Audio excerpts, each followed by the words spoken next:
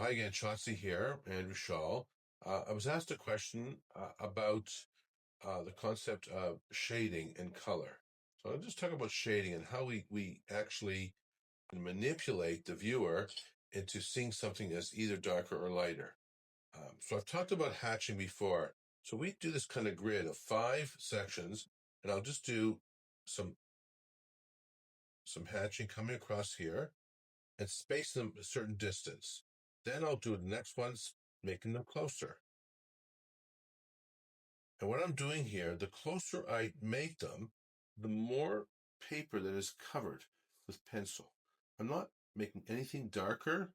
I'm not pressing harder. I'm just bringing the lines closer together. Coming through like this, you can see it's a little bit messy, and that's okay. Doesn't have to be very neat, but just to get the idea of presenting to the viewer more covered paper or less covered paper. And by coming closer again, the same pressure, not darker, same pencil. This is just a 2B pencil. But I'm doing these hatched lines even closer and closer. Now here we'll get them almost on top of each other. Right next to each other. You can already see there's a little bit of difference in value. I haven't had to press harder. I haven't done anything. All I've done is change the ratio between uncovered paper and covered paper. And again, it's very imperfect. And I can do the same thing now with a crosshatch. I'll go back to the beginning and just kind of crosshatch, keeping them fairly far apart. Now we'll move a little closer. Coming through here, the ratio is changing between the amount of paper covered and the amount of pencil mark. Now we go a little bit closer again. Same pressure, exactly. I'm not using a softer pencil. I'm not using a darker pencil. But you should see and notice a bit of a difference in the value. The squares are looking progressively slightly darker. Now let's go even closer. Same pressure. I'm just covering more space. Some of the lines, the hatches I'm going over and over. They're looking darker. It looks like I'm pressing harder. I'm actually not. I'm just changing that ratio of paper exposed versus paper covered. And here we are again, coming down to the last one.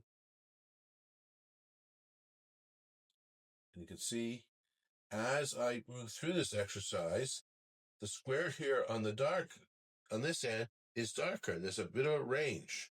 I could do, if I wanted, some hatch lines to say vertical. Now make these a bit closer. Make them even closer here. This is a really good exercise to try. First of all, just to practice these hatch lines and cross hatching. I'm making them closer and closer and closer. Creating very little space. As I say, the ratio of paper covered versus paper uncovered changes as I do the lines closer together. You might think that I'm pressing harder. I am not. I am just covering more of the paper. And I do it all the way through here. Now I might decide to leave those, and let's say I want this even darker. Now I'll come on a different angle and do some more hatch lines. Same pressure, but as these come through, they're going to be hitting empty spaces. The more angles I do on these lines, the more empty spaces they will hit.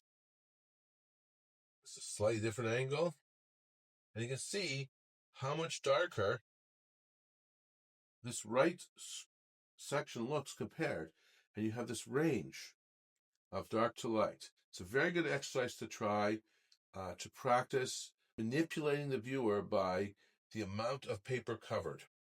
In the future, we'll talk about this same basic concept using color. So stay tuned. Thank you.